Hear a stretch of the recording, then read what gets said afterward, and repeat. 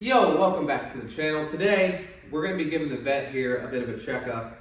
About a year ago, I swapped the cam here in the shop by myself, so I want to give you a little bit of an update on it. So first, we're going to take the car out for a rip, get everything nice and warm, show you how it's running. Then we're going to bring it back in the shop, change the oil, and see if the engine has a different story to tell. So, cold start.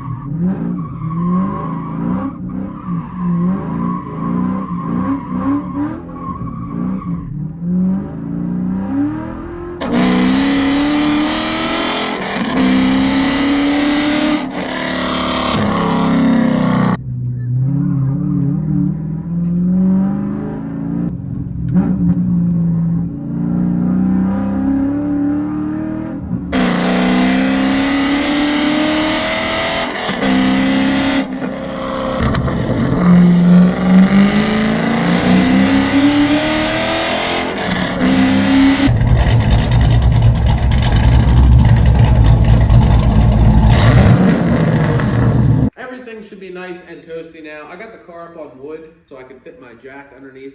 So we're gonna lift up the car, head underneath, and yoink that drain bolt. Now, I am a man of science. That is why I picked up an oil test kit from Blackstone Laboratories. So while all that Texas tea is draining out, we're gonna take a sample of it, put it in a bottle, send it off to Blackstone, where they probably use robots and rocket math to analyze the oil, tell us what's going on with the engine, at which point they send us back a report, tell us what they found. Sure is cozy under here. Horse's neck. Anyway, let's go ahead and crack the drain bolt. Now, two things with this Blackstone kit. One is they want you to drive it for 15 minutes before you change the oil, which we did. Second is they want you to collect the sample midstream in the white container. That's probably about midstream. Fill her up. Oh, close up the container. Might take a nap. Nah, I should probably take off this oil filter. Pull my pan back a little bit. This is fun. Ratchet. There's no fuck. God.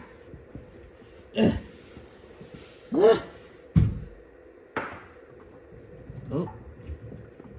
And for those of you who might be wondering, I usually run Valvoline VR1 racing oil, 10W30 with a Wix extended performance oil filter. So now I'm gonna go underneath, put the drain bolt back in, get our new filter on, then we'll come up top, fill it with oil. We're all good underneath. Let's fill it up with oil. We'll start with 6.5 quarts and then we'll go from there, see if it needs a little more. I do have some predictions for the oil test. I think the head gaskets might be leaking a little bit. So I feel like we're gonna see some coolant in the oil, maybe. This test will kind of confirm that, and I kind of want to do heads on it anyway, so that'll kind of give me the green light if we do need head gaskets. Aside from that, I really don't know what to expect. So we'll finish getting the oil in here. I'll show you how they want you to package the container and mail it. And then obviously it'll take some time to get the results with shipping and all that, but it will be in this video. We'll just cut to it. By the way, they will send you this kit for free. You don't pay until you send in your oil. But once you have your sample, fill out the card, write your name on the bottle, wrap it in the black material that they give you, put this in the baggie, and then put everything in the black container. And then the black container goes in the mail bag. Postage is paid for already. It's 35 bucks, and that's all there is to it. All right, lab results are back. I filmed that first part on December 1st. Today's the 28th. So it took about 4 weeks, but some of that was from postage, and it was over Christmas.